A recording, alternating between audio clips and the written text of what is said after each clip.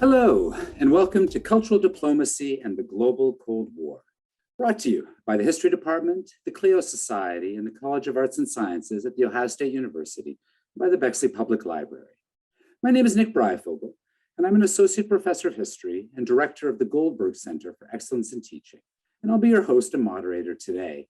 Thank you for joining us. During the Cold War, cultural diplomacy emerged as an important aspect of relations between states across the globe. Exhibitions, concerts, performances, book readings, and film screenings captured the ideological message of each side as they showed conflicting ways of life in the global Cold War context.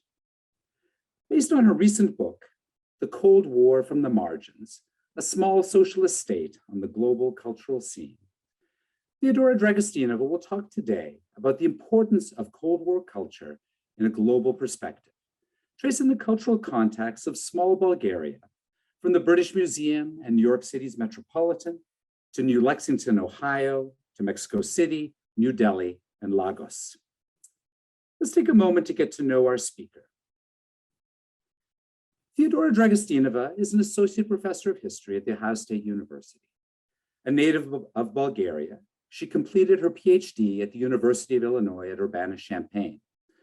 Her work focuses on nationalism, migration, global history, and Cold War culture. Geographically, her research is focused on Eastern Europe with an emphasis on the Balkans and Bulgaria, but she also engages with comparative approaches to modern Europe in a global perspective. Dragostinova is the author of Between Two Motherlands: Nationality and Emigration Among the Greeks in Bulgaria, and she is co-editor of Beyond Mosque, Church, and State: Alternative Narratives of the Nation in the Balkans. Her most recent book, The Cold War from the Margins, appeared from Cornell University Press in May of this year, 2021. With that introduction, let me lay out the plan. Professor Dragostinova will begin with her talk, and then she'll take questions from you, and we'll open things up for discussion. If you're interested in asking a question, please write it in the Q&A function that is at the bottom of your screen. We'll do our best to answer as many of these questions as we can during the time that we have. Now, without further ado, let me pass you over to Professor Theodora Dragostinova, who will take us on an exploration of cultural diplomacy and the global Cold War.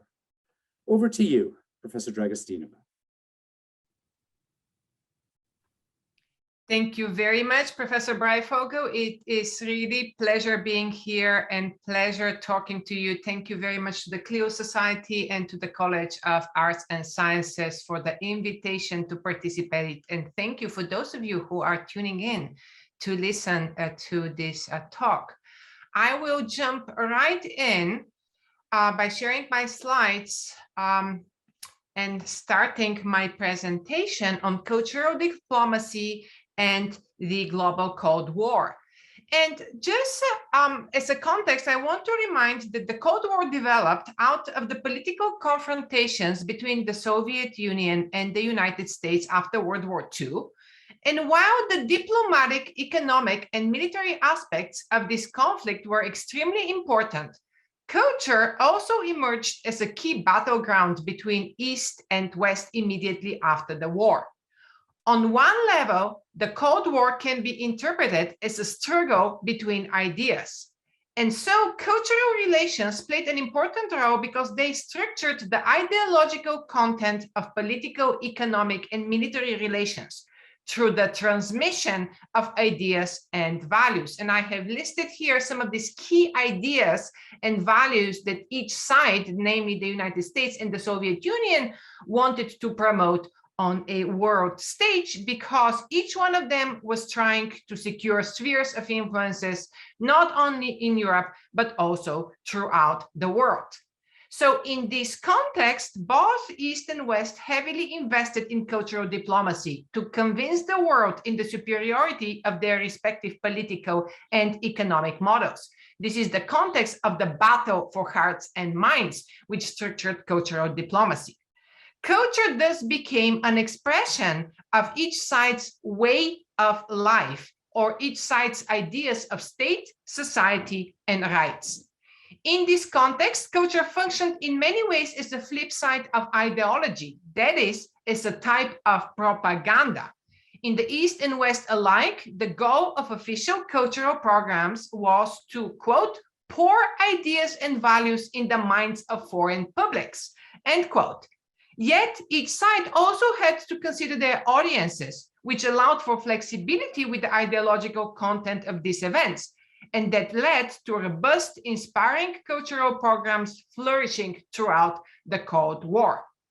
Now, just a little bit of context again. In 1958, the Soviet Union and the United States signed an agreement for cultural cooperation, which created the template of official cultural exchange, a very, again, robust program that developed throughout the Cold War with exchanges in international fairs, cultural visits, concerts, exhibitions, film screenings, book readings, and so forth, which all became Cold War weapons. And here you are seeing on this bottom slide the famous kitchen debate between Khrushchev and then Vice President Nixon in Moscow in 1959, when a debate about Cold War kitchens turned out to be a debate about ideas of state and ways of life. And also in this context, what we are seeing is that both sides recruited artists, entertainers, intellectuals to travel and deliver the desired image of the state abroad.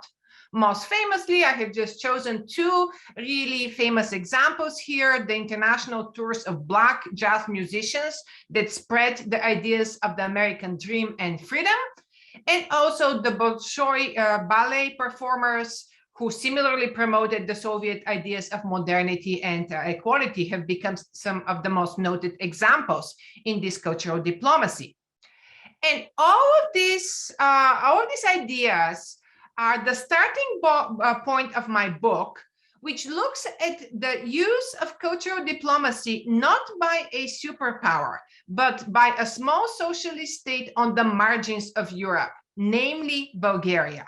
And the key question asked in this book is, what was the role of cultural diplomacy in the global Cold War context, outside of the superpower influences and outside of the strictly European and North American contexts? So to give you some idea, a flurry of international cultural events marked public life in late socialist Bulgaria. Those included the visits of out-of-the-ordinary, often flamboyant foreign dignitaries, such as, for example, right here, Angela Davis from the United States. The appearance of recognizable Western cultural icons, such as, again, we see here Tina Turner, but also Ray Charles, Henry Moore, Erskine Caldwell. The exhibitions of masterworks by Leonardo da Vinci, the showings of Rubens, Van Gogh, Monet, Rembrandt, and so forth.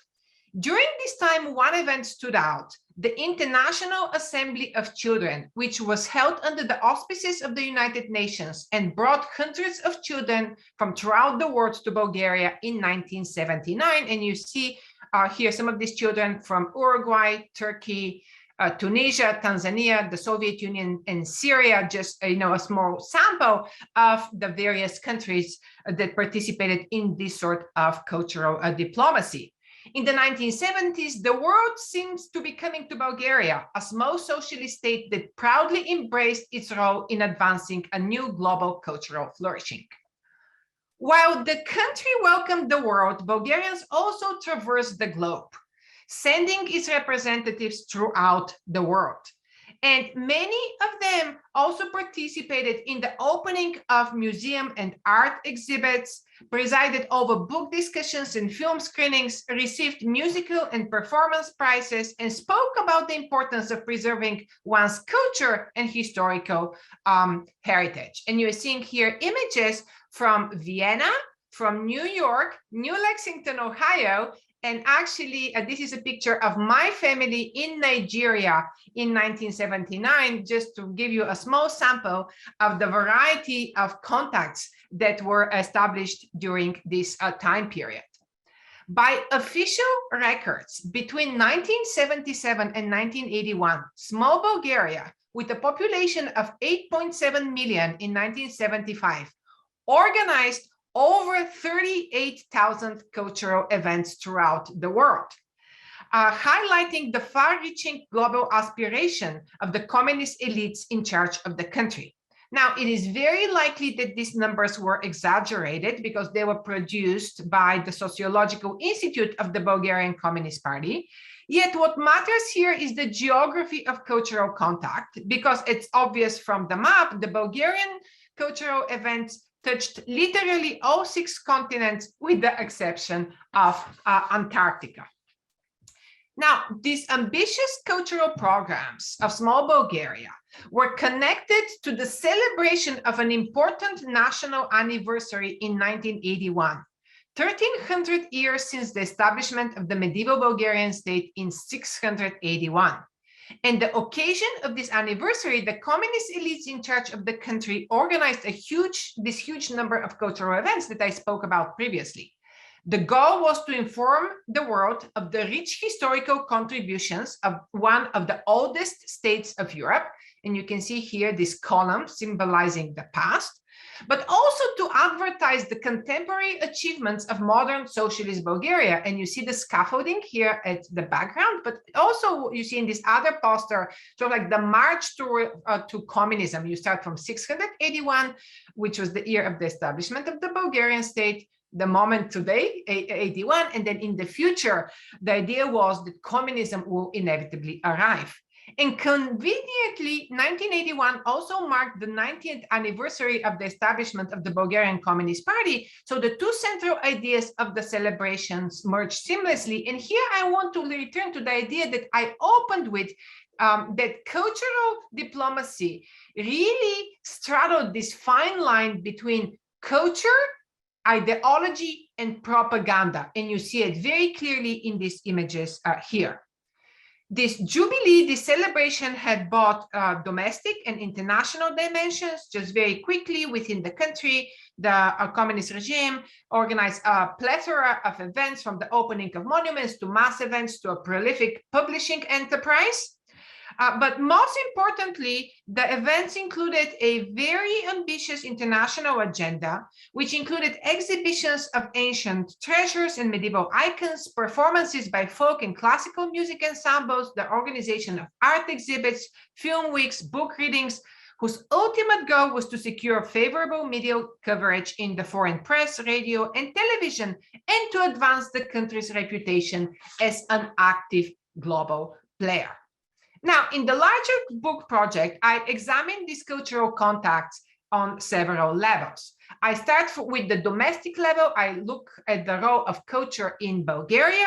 I then extend to the neighbors of Bulgaria in the Balkans, in the Balkan Peninsula. After that, I look at relations between East and West, including the United States, including relations with émigres. And then finally, I also look at Bulgarian cultural relations with Mexico, Nigeria, and India to be able to trace the diversity of cultural contacts during this time period. Now, this is what I call a pericentric perspective. That is, my book centers the perspective of the periphery. Pericentric is the combination of periphery and center. So my book centers the historical experience of a small state to emphasize the importance of actors outside of the superpowers in our understanding of how the global cultural order worked. Given that the superpowers viewed culture as secondary to political, economic, and military objectives, my claim is that cultural diplomacy emerged as a good strategy for smaller states to articulate their and project their global visions. So in the book, I situate my narrative in the context of the late Cold War, in the context of detente, especially from 1975 on, with the signing of the Helsinki Final Act, when we see the development of robust contact between East and West. And what I claim is that culture often served as the first step in the expansion of East-West contact. But what my analysis in the book overall allows me to do is also revise dominant narratives of the 1970s as years of doom and gloom. Yet, when I view the 1970s from the perspective of small Bulgaria, and particularly its cultural adventures throughout the world, what I am seeing is actually years of optimism, in which the Bulgarian leadership, I might claim, had probably its most successful and most prosperous years. And I'm happy to return to this question in the Q&A. But here I feel I need to provide you with some additional quick background information on why invest in culture during late socialism in Bulgaria in particular. The Bulgarian communist leadership, particularly the longtime dictator Theodora Zhivkov, was always interested in culture, and he liked to be seen as a sponsor of culture, as a patron of culture. In 1975, his daughter, first daughter, Liudmila Zhivkov, actually became a member of the Politburo and a minister of culture. And it was under her protection that now investment in culture spread even more in the country. And what we are seeing is actually a revival of nationalism, in particularly with the investment in the building of monuments, the publication of books, the making of movies, particularly on national themes. And the celebration in 1981 of this national anniversary of the establishment of the Bulgarian state was actually the pinnacle of this patriotic / nationalist attempt of communist elites to engage in cultural diplomacy. And I want to emphasize that the primary objective of communist elites was to build legitimacy at home and to advance their reputation abroad. And this is why they chose culture as the way to advance their agendas. International cultural events served public relations or reputational strategies, and their goal was to play up Bulgaria's international role. The Bulgarian leaders were sensitive to their reputation as the most loyal Soviet allies and used this context to project an image of independence. And thus, state investment in culture became a tool for the assertion of the prestige as well as the policy agendas of the small state on the world stage. And I want to emphasize again these global aspirations, because what you're seeing in this quote is that the Bulgarians are going not only to Washington and London and Paris, but actually Tokyo and Lagos and New Delhi. So really, we're seeing this global aspiration of the communist elites. So in the rest of the presentation, what I want to do is to look at cultural contacts in the West, but also in the global South, and to try to think about both the manifestations, but also the functions of these cultural contacts.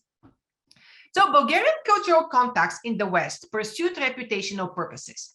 And so they focused on so-called representative exhibitions to showcase the best of Bulgarian culture.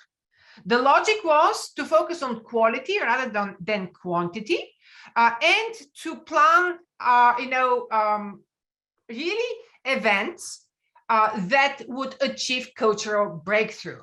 So here is one example from the United States. The Bulgarians organized an exhibition of Thracian treasures at the Metropolitan Museum in New York City. They brought the Pier and Folk Ensemble at Carnegie Hall. And again, the idea here is to bring the best from culture to advance the ideas of state and to achieve a breakthrough of Western consciousness as far as the small state. So it's interesting to dwell on the content of these events. The core message of the Bulgarian events was reflected in the motto, "A modern nation salutes its past." And the idea was to assert Bulgaria's European identity as one of the oldest states of Europe, predating the Greek and Roman civilizations, And the overall emphasis was on history. And actually, what we're seeing here is really that the Bulgarians very consciously tried to avoid any use of ideology or propaganda in order to be able to achieve this cultural breakthrough that they desired. So in this quest for audiences, they muted the ideological language. They focused on universal human values. And I'm showing you here one example, a Bulgarian poetry reading at the Library of Congress, and its coverage by US media, where there was the consensus that the reading was successful because the themes were not political, but the poets focus on things such as love, loneliness, but most all the magic of poetry itself. So by muting the ideological language and by focusing on culture, not propaganda, in the end, the Bulgarians were actually successful at securing all audiences and media coverage, what was their objective. And what we are seeing is media reports actually speak about these endeavors as a brilliant success of the Bulgarian state, which managed to put Bulgaria on the Western world's cultural map.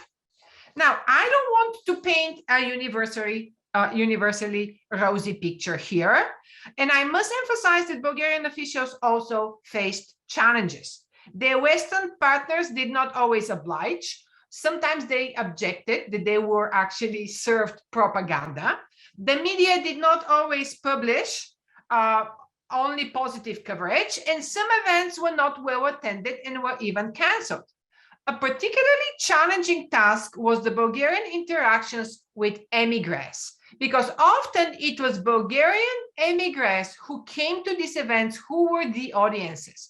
And very often these émigres, especially in the United States and in West Germany and other places in the West, were hostile to the agendas of the communist elites in charge of the country, and they often challenged the official objectives of Bulgarian cultural diplomacy. So Bulgarian officials had to reckon with that possibility as well.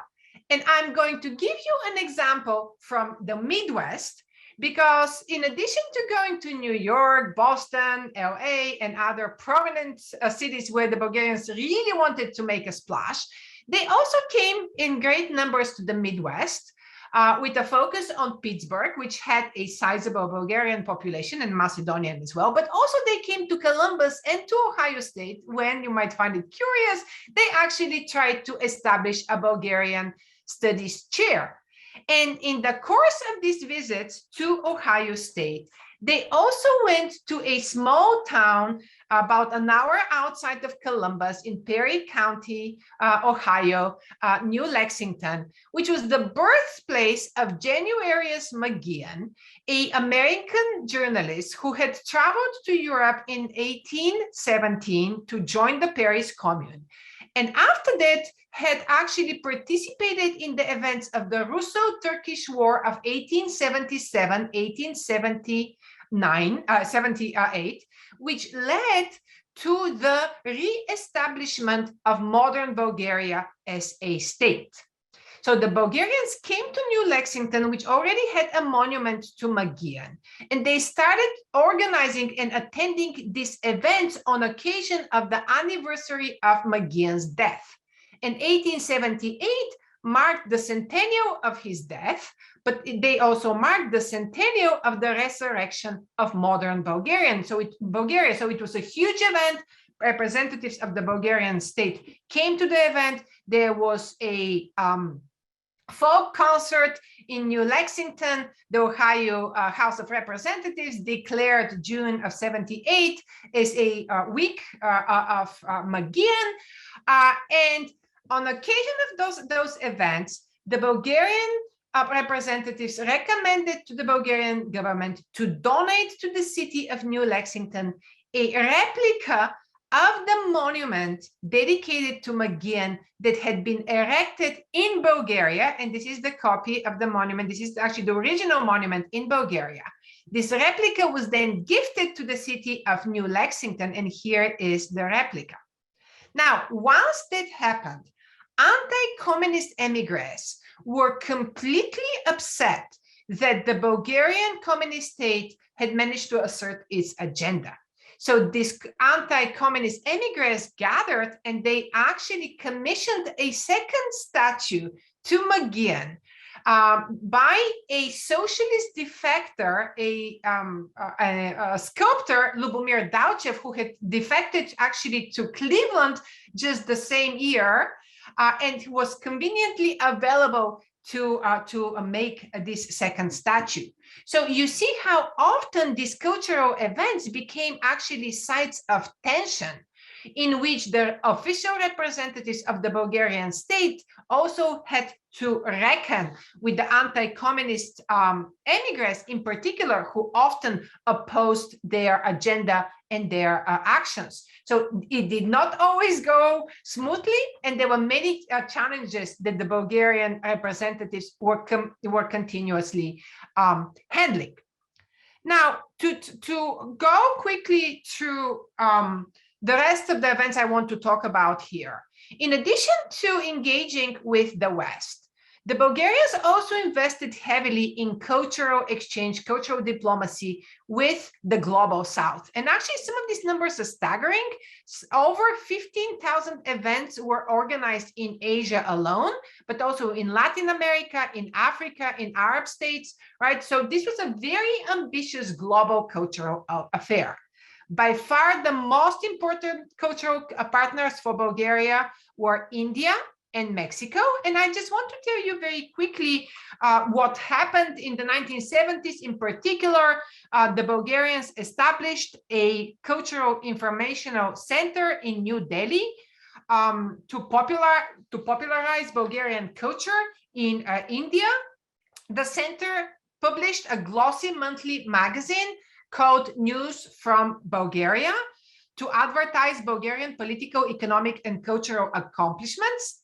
The University of Delhi established a Bulgarian language professorship in 1977, enrolling 17 majors who studied Bulgarian language, history, and culture.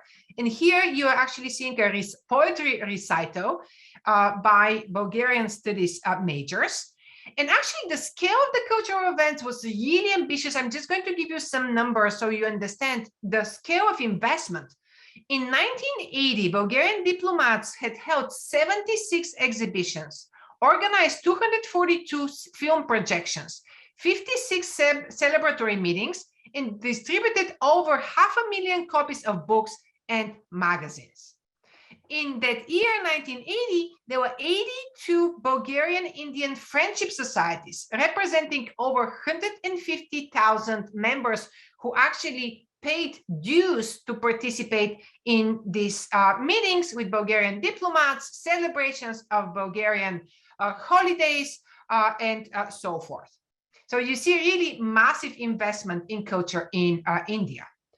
The Bulgarian cultural efforts in Mexico were perhaps not as wide-ranging, yet similarly what we see is the organization of various exhibitions, events. So here you see the Cultural Week of Bulgaria in New Mexico. You see exhibition of contemporary Bulgarian paintings, and here is again this program of cultural events. And perhaps it is interesting for us to think, so why was it necessary for Bulgaria to actually carry out these cultural events? How do we explain this unusually intense cultural affair? And here, what I want to emphasize is the importance of the strong personal relations that developed between political leaders, and particularly female political leaders, at the highest level. So Liudmila Zhivkova, the daughter of the Bulgarian communist leader, Theodora Zhivkov, struck a personal friendship with Indira Gandhi, both of them daughters of leaders that took their countries in radical new directions, and their personal patronage played an important part in the intense cordial relations that developed between the two countries. Similarly, in Mexico, highly placed women played an important role because Zhivkov became close friends with First Lady Carmen Romano, pictured right here, who similarly hosted receptions, museum openings, and ceremonies honoring Zhivkova and Bulgarian culture in general. When Zhivkova visited these two countries on official state tours, she often took days off to travel to ancient archaeological sites, meet with gurus and sages, and explore her personal interests in meditation, theosophy, yoga, vegetarianism. I'm happy to talk more about this in the Q&A. Zhivkova carefully picked the ambassadors, center directors, and cultural figures who will accompany her on these trips. And in many ways, state cultural policy became a tool of the Bulgarian princess, and she was called this in Western press in particularly. So it became a tool of the Bulgarian princess to advance and nurture her personal interests and whims, which again, I want to emphasize here that these are very top-down decisions. Where exactly does culture go is something, Bulgarian culture go, is something decided at the highest level of the Bulgarian state bureaucracy. Now, finally, I just very quickly want to say that Bulgaria also developed very robust cultural relations with Nigeria, the most populous and at the time the most prosperous African country that was experiencing a boom in oil production and had embarked on a huge program of building its infrastructure. And on that occasion, Bulgarian specialists actually managed to secure a contract to build the National Theater in Lagos, which was finished in 1976, just in time for the Nigerians hosting of the Second World Black and African Festival of Arts and Culture in 1977. It's interesting that this building was built on the model of a building that still exists in Bulgaria, the Palace of Culture and Sports in Varna on the Black Sea. However, this version of the building was 6 times larger than the prototype and became the center of the celebrations associated with the Second World Black and African Festival of Arts and Culture. So what you're seeing here is really the merging of economic and cultural cooperation in the face of these contracts that the Bulgarians were pursuing with their Nigerian partners. And on this occasion, the Bulgarians also signed a program for educational and cultural cooperation. So I want you to see again how this template created by the Soviets and the Americans in 1958 still exists 20 years later. It's adopted by countries throughout the world. It's adopted outside of the West. So a country such as Nigeria also participates in this sort of cultural diplomacy. And here are actually some of these cultural events that were organized by Bulgarian diplomats throughout Nigeria. So I want to wrap up here by trying to draw out the significance of these cultural contacts, and we can discuss many of the details, in the Q&A as well. So why were the Bulgarians heavily investing in international culture during this time? As I mentioned previously, this type of nation branding served the domestic and international policy agendas of Bulgaria's regime. At home, the extensive state-sponsored attention given to culture sought to energize society and bolster the authority of the communist elites in charge of the country by creating new visions of national unity and historical pride.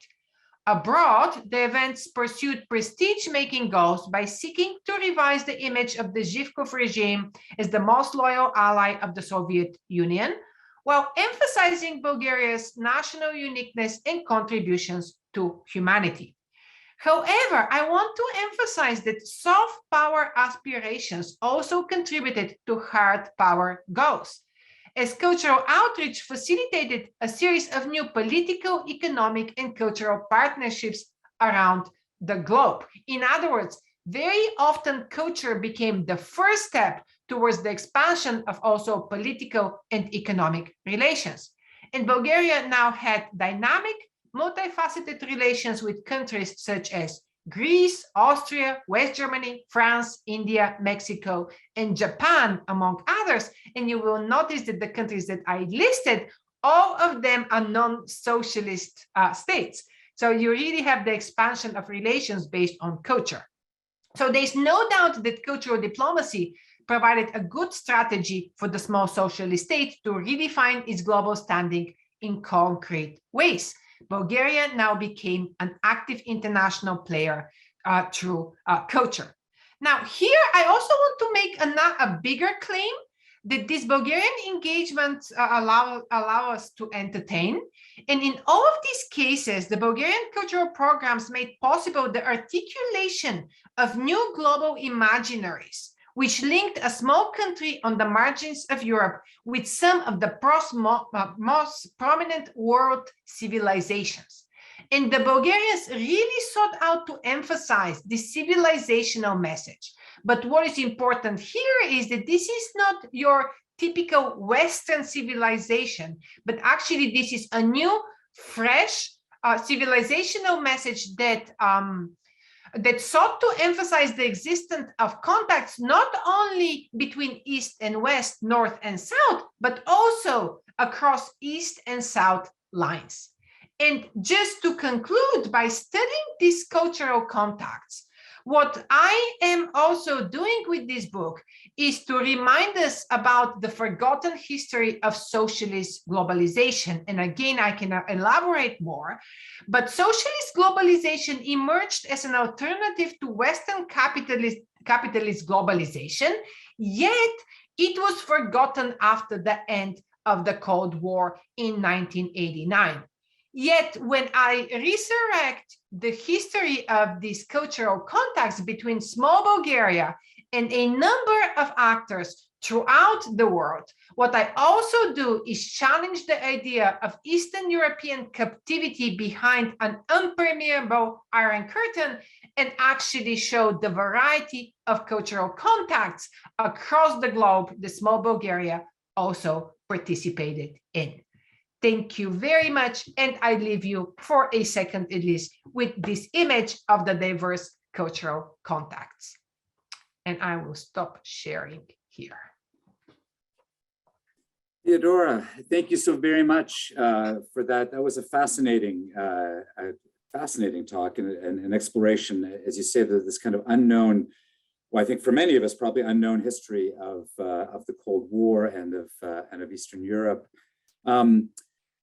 Folks are with us today. If you have questions for Professor Dragostinova, please, we'd love to get them. Just type them into the Q&A kind of button, which is at the bottom of your screen on Zoom. And we'll try to make our way through as many as we can. We had a few come in advance, and I'll start off with a couple of those while folks who are here. We'll type out the questions that they have. I guess the first question to ask is how, in the research that you've done, how unusual is, usual or unusual, is Bulgaria in terms of the extent of its cultural kind of diplomatic activities, and also in the ways in which it was kind of gendered as a kind of female activity, or at least these kinds of public activities of female leaders from countries. Mm-hmm. Yeah, was this something that we saw in other parts of the so-called kind of Eastern Bloc, of the sort of Soviet zone of Eastern Europe, or was Bulgaria unusual in this regard? So cultural diplomacy was used by all Eastern European states. And usually what happened is that states signed these cultural cooperation agreements on a biannual basis. So they became a normal part of diplomatic relations, an expected and normal part of diplomatic relations. I think what is unique about the Bulgarian case is that in this particular time period, in the 1970s, you have the convergence of two factors. Unlike other Eastern European states, for example, Poland, Czechoslovakia, Hungary, Bulgaria was relatively quiet politically, and its leadership did not face political challenges, such as, for example, if we think 1979, 1980, so the emergence of solidarity in Poland. You also have a very strong dissident movement in Czechoslovakia.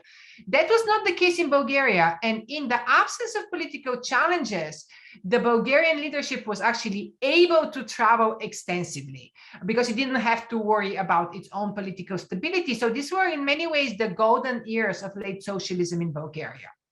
And the other unique aspect here is what is also connected to the second part of your question, the presence of this unique individual, this woman, Liudmila Zhivkov, who was really truly an idiosyncratic individual, if I'm to put it politely.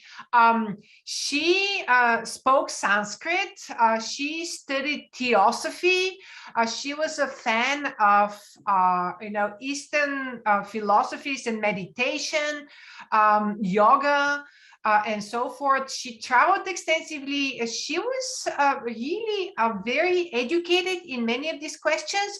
So I have to say that she, I mean, it's one of these doings of communist elites. I mean, she was using the state, really, I believe so, to pursue her personal interests.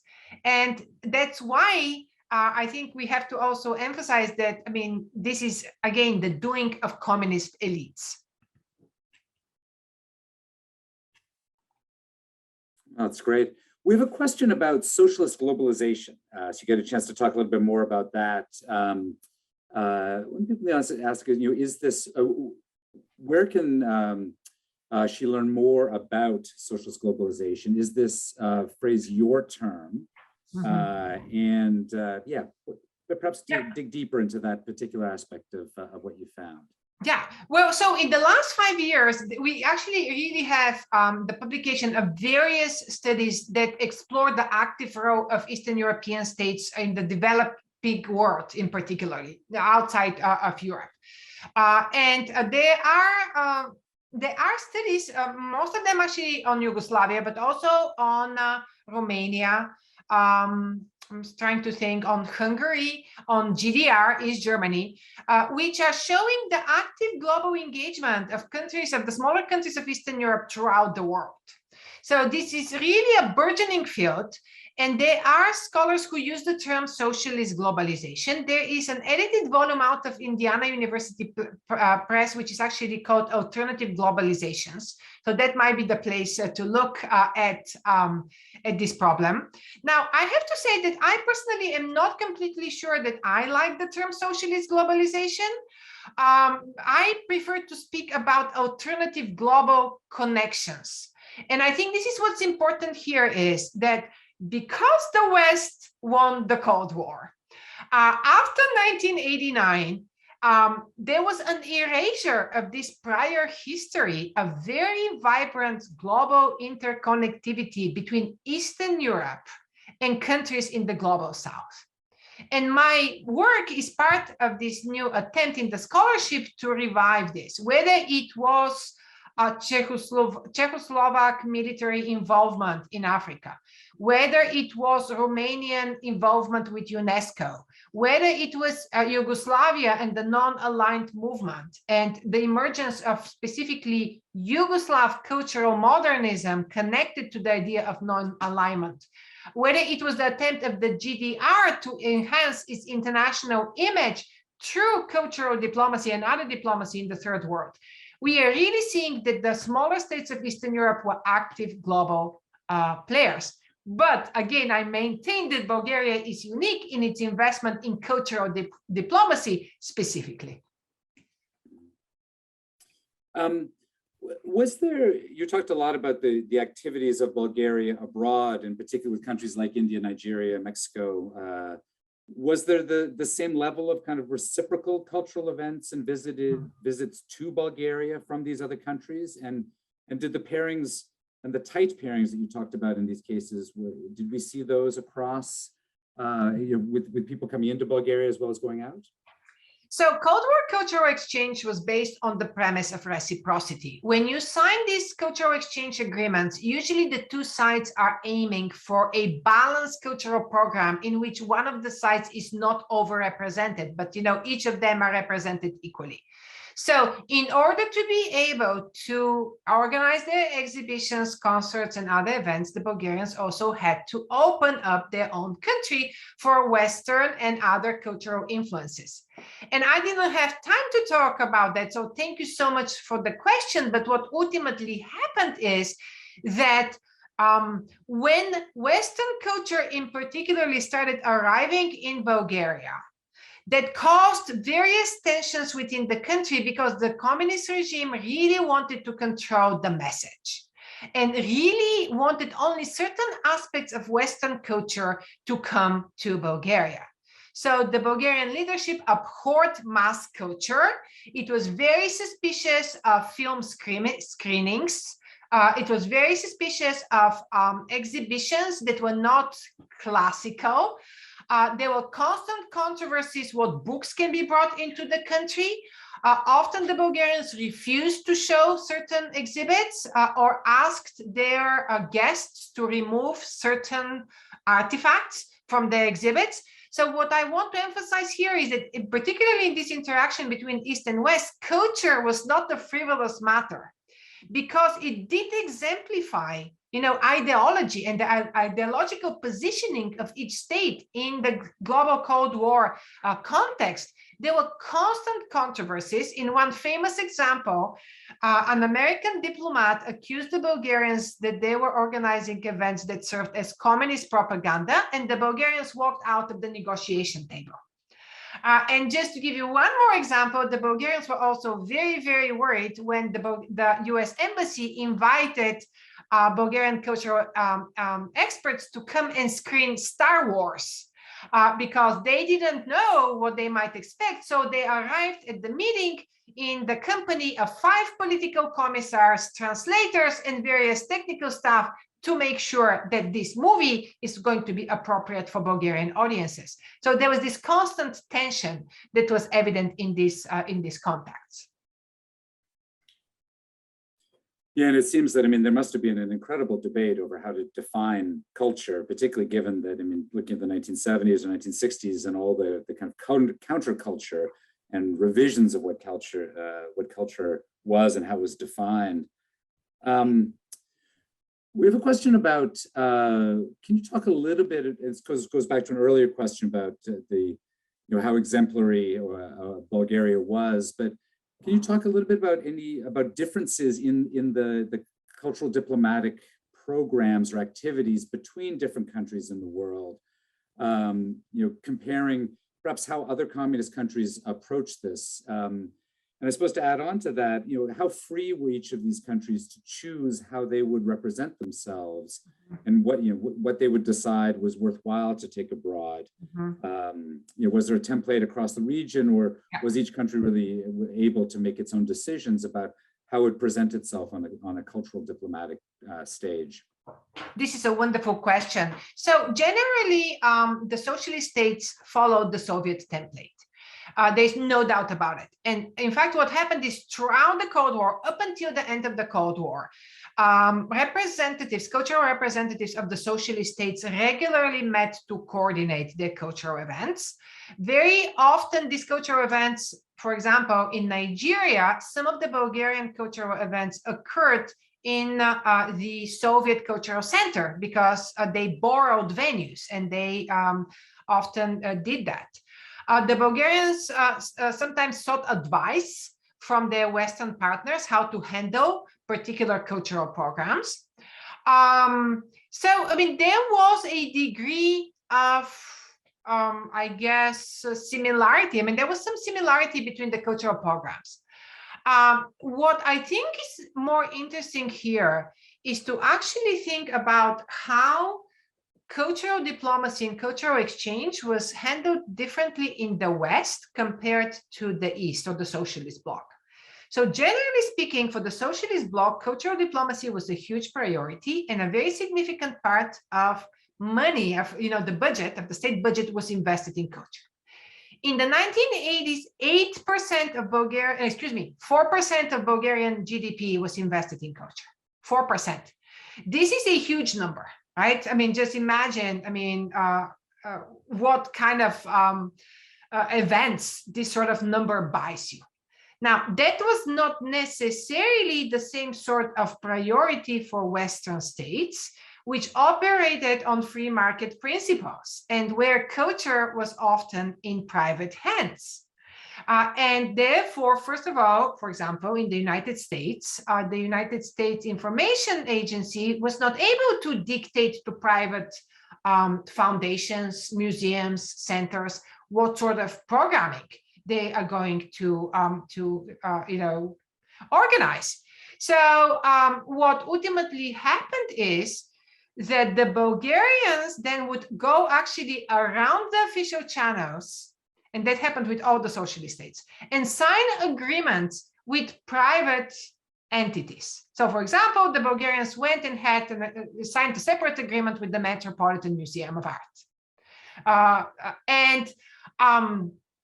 What then also happened is that there were more Eastern European events organized in the West than Western events organized in the East because of these private arrangements. So there was also a discrepancy between East and West in the number of events organized. And that was a constant topic of conversation, but also the Bulgarians and also the rest of the socialist bloc were really, really nervous with mass culture. You mentioned that, and I just want to elaborate a little bit. So with these official channels, the Bulgarians actually coined their own term. They called mass culture basically fake culture. They claimed that what they were doing alternatively is invest in what they called real culture. Of course, here the implication is that mass culture is not real culture. So these tensions between different understandings of culture were constantly on the horizon as again, these events were being negotiated. I think we have time for one more question, and the one I'll pose to you has to do with sort of the continuities after the end of the sort of the collapse of communism in Eastern Europe. These alternative international connections, do they continue after 1989? And in what way are they? Have they been affected by joining the European Union or any of the kinds of changes over the last sort of 30 plus years? Is this something that ends with the end of communism, or is there a longer trajectory of the impact of this? And you probably know the answer that yes, indeed, there is a longer trajectory. But what happened immediately after 1989, because the aspiration of Eastern Europe was to rejoin Europe, those contacts between Eastern Europe and the global South were very quickly forgotten and erased.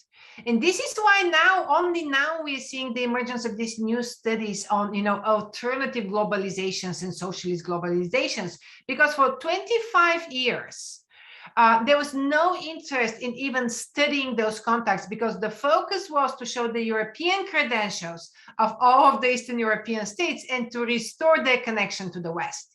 Therefore, the continuities after 1989 was continuities in contacts with the West. Now, one notable consequence, one notable outcome of these Cold War cultural contacts is they benefited the communist elites who had first conceptualized them and executed them. And then in the process, these communist elites also established their own global networks and their own global contacts. So after the end of the Cold War, communist elites often used these experiences, again, as a first step of them to venture out of Eastern Europe and to actually reestablish these international relations. And I am just going to point out that just several years ago, actually the previous leader of UNESCO before the current one was a Bulgarian woman, Irina Bokova, who was the daughter of a prominent Bulgarian communist, a member of the Politburo and the editor-in-chief of the Bulgarian Communist Party newspaper, who began her work in cultural events during the Cold War, and then went on to have a very successful international career, becoming the head of UNESCO for some 4 years. And this is just one small example to show you that, yes, for some people, the continuities were there, and those were continuities of power and influence, an issue that continues to resonate in Eastern Europe as far as the reincarnation of communist era elites as well. Thank you. Thank you all so very much for joining us today. I'm so grateful to Professor Dragostinova for joining us today, for sharing her expertise and her passion for history. Please join me in giving her a virtual round of applause. Thank you, thank you, thank you.